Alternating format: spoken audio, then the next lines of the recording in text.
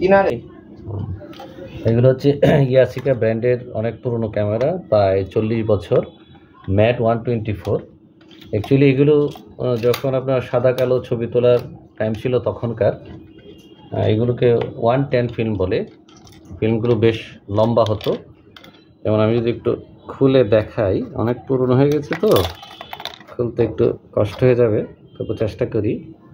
আচ্ছা দেখি তো এটার কী অবস্থা। হ্যাঁ, এই যে পিছন সাইডটা একটু দেখায় আপনাদেরকে, এই যে এরকম ছিল।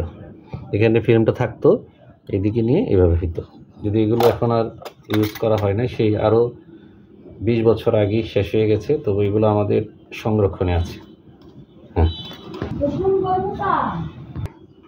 হ্যাঁ, এই যে আরও কিছু ক্যামেরা আমাদের পুরনো কালেকশান। দেখুন, এটা ইয়াসিকা ব্র্যান্ডের, এটা নাইকন ব্র্যান্ডের, এটা মিনোল্টা ব্র্যান্ডের, এটা হচ্ছে ক্যানন, এখানে আছে পেন্টাক্স। বিভিন্ন কোম্পানির, জার্মানির, জাপানের, রাশিয়ার ক্যামেরা এখানে আছে। তো এগুলো প্রায় ধরেন 35 থেকে 40 বছর বা একটু বেশি হতে পারে।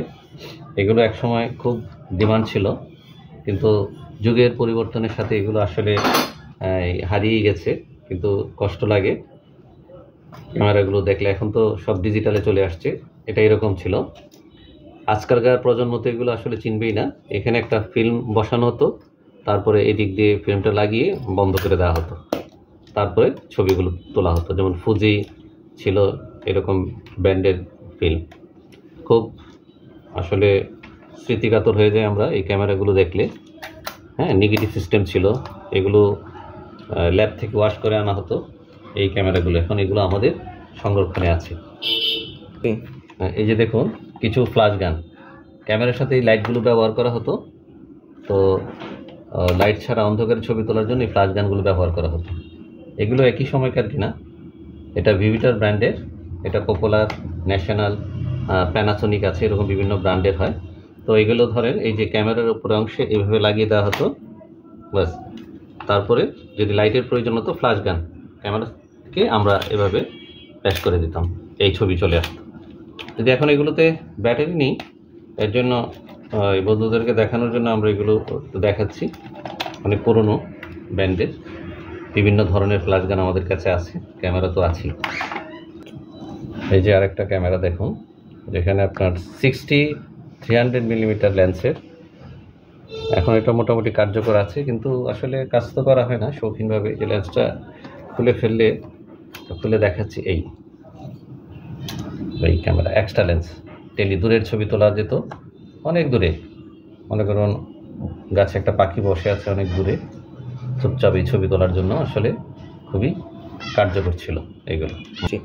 এবার দেখুন নেক্সট আইটেম। আমরা ডিজিটাল যুগে যখন প্রবেশ করেছি, তখন স্টুডিওতে আসলে আগের যে ক্যামেরাগুলো ছিল অকার্যকর হয়ে গেল। তখন মানুষ তাৎক্ষণিক ছবি তুলে নিতে চাইতো। এরকম কিছু মডেলের ক্যামেরা ছিল। এটা অলিম্পাস কোম্পানির ছিল, এটা ফুজি ফিল্ম কোম্পানির, এটা ছিল সনি কোম্পানির। হ্যাঁ, এরকম আরও ক্যামেরা অনেকগুলি ছিল আমাদের। যদি সবগুলো আমরা সংরক্ষণ করে রাখতে পারিনি, কিন্তু বেশ কিছু রেখেছি। এগুলোতে আসলে মেমোরি দিয়ে তোলা হতো, পাশাপাশি ওই যে ব্যাটারি থাকতো এই পাশে, এবং আপনার এই এখনও আছে ব্যাটারি, এই অবস্থায় ছিল। এখন আপনাদের কিছু ভিডিও ক্যামেরা দেখাই। মূলত এগুলো ভিডিও করার জন্যই রাখা হতো। আমাদের এই কিছু কালেকশন ছিল, সনি কোম্পানির এই ক্যামেরাগুলো ছিল, বেশ ওয়েট। এখন আসলে যে সমস্ত ক্যামেরা খুব হালকা করে ফেলছে, যদিও টেকনোলজির কারণে এগুলো এখন খুব মান ভালো, কিন্তু আসলে এখনের চেয়ে আমার আগের ক্যামেরাগুলো বেশ চমৎকার মনে হতো। এগুলো এত সুন্দর ছিল। এগুলো যে ব্যাটারি ছিল, ব্যাটারিগুলো চার্জ করে আমরা এগুলো চালাতাম। খুব চমৎকার আমাদের কালেকশানগুলো। আমাদের এই যে আরও কিছু collection, heavy weight video camera, Panasonic কোম্পানির M3000 ভিডিও ক্যামেরাগুলো ছিল চমৎকার। এদিকে মনিটর ছিল, আমরা দেখতাম এগুলো যে ভিডিও করা হতো। এই যে প্যানাসোনিকেরই আরেকটা মডেল M95 ভার্সানের, এই যে এগুলো এইভাবে দেখে চালানো হতো। এবং এগুলোর ক্যাসেটগুলো ছিল চমৎকার, যেটা আজকের প্রজন্ম হয়তো বুঝবে না। যারা আপনারা আগের পুরনো 20-25 বছর আগে ভিডিও দেখার বা ফিল্ম দেখার অভিজ্ঞতা আছে, তারা বুঝবেন। ম্যাক্সেল কোম্পানির এই ক্যাসেটগুলো এখানে দেওয়া হতো। এবং চমৎকার কালেকশনগুলো ছিল। এখন আসলে যুগের পরিবর্তনের সাথে এগুলো আর নেই বললেই চলে। এটা চমৎকার লাইটও ছিল, ইমার্জেন্সি লাইট। এই যে প্রোগ্রামগুলো এইভাবে এগুলো দিয়ে ভিডিও করা হতো, কাঁধে রেখে রেখে, ওয়েট হেভি ওয়েট ছিল, কাঁধে রেখে ভিডিওগুলো করা হতো। এখন এগুলো শুধুই আমাদের জন্য স্মৃতি।